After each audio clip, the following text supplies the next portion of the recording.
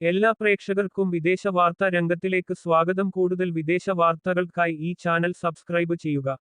Middle ഈസ്റ്റിലുടനീളം സംഘർഷങ്ങൾ പുതിയതും അനിശ്ചിതവുമായ ഘട്ടത്തിലേക്ക് കടക്കുകയാണ്. തങ്ങളുടെ സൈനിക നയത്തിൽ വലിയ മാറ്റമുണ്ടായതായി ഇറാൻ സൂചിപ്പിക്കുന്നു. അമേരിക്കയുമായും ഇസ്രായേലുമായുള്ള ഏറ്റുമുട്ടലിൽ ഒരു പുതിയ ഘട്ടത്തിനായി രാജ്യം തയ്യാറെടുക്കുകയാണെന്ന് ടെഹ്റാനിലെ ഉദ്യോഗസ്ഥർ പറയുന്നു. ഇത് മേഖലയിലെ തന്ത്രപരമായ സന്തുലിതാവസ്ഥയെയും ആഗോള സാമ്പത്തിക അന്തരീക്ഷത്തെയും പുനർനിർമ്മിച്ചേക്കാം.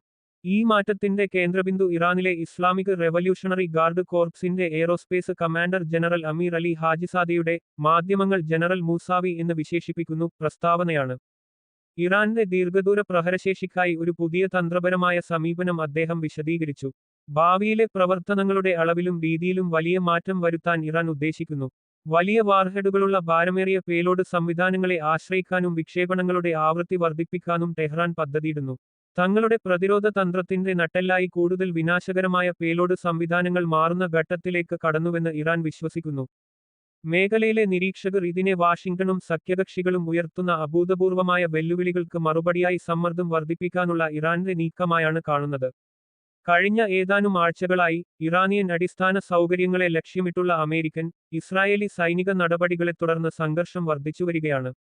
ഇതിന് മറുപടിയായി ഇറാൻ ഡ്രോൺ ആക്രമണങ്ങളും മിസൈൽ ആക്രമണങ്ങളും നടത്തി. ഈ കൈമാറ്റം മേഖലയിലെ ദുർബലമായ ക്രമത്തെ ഉലച്ചിരിക്കുകയാണ്.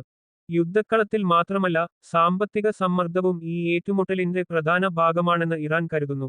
അമേരിക്ക ഇറാനെ സാമ്പത്തികമായി തകർക്കാൻ ശ്രമിക്കുകയാണെന്ന് വിദേശകാര്യമന്ത്രി അബ്ബാസ് അരാച്ചി മുന്നറിയിപ്പ് നൽകി. വാഷിംഗ്ടണിന്റെ സൈനിക നടപടിയെ ഓപ്പറേഷൻ എപ്പിക് മിസ്റ്റേക്ക് എന്നാണ് അദ്ദേഹം വിശേഷിപ്പിച്ചത്. ഈ ഏറ്റുമുട്ടൽ ഇതിനകം തന്നെ മിഡിൽ ഈസ്റ്റിന് അപ്പുറം ശക്തമായ സാമ്പത്തിക പ്രത്യാഘാതങ്ങൾ ഉണ്ടാക്കിയിട്ടുണ്ട്. എണ്ണവില കുതിച്ചുയരുകയും ഊർജ്ജ വിപണിയിൽ അസ്ഥിര ഉണ്ടാവുകയും ചെയ്തു. അമേരിക്ക ഇറാന്റെ എണ്ണ കയറ്റുമതി തടയാനോ സൗകര്യങ്ങൾ നശിപ്പിക്കാനോ ശ്രമിച്ചാൽ അതിനെ നേരിടാനുള്ള പദ്ധതികൾ തയ്യാറാണെന്ന് ഇറാൻ വ്യക്തമാക്കി.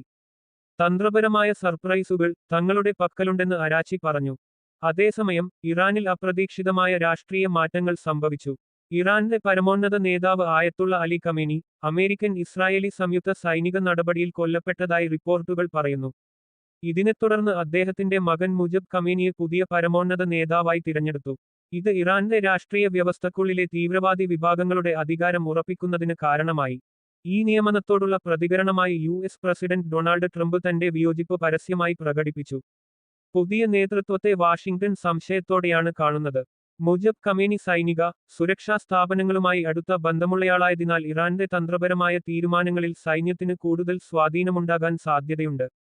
ഇറാനിലെ ആഭ്യന്തര സാഹചര്യം സംഘർഷഭരിതമാണ്. വിദേശത്ത് താമസിക്കുന്ന ഇറാനികൾ അമേരിക്കയെയോ ഇസ്രായേലിനെയോ പിന്തുണച്ചാൽ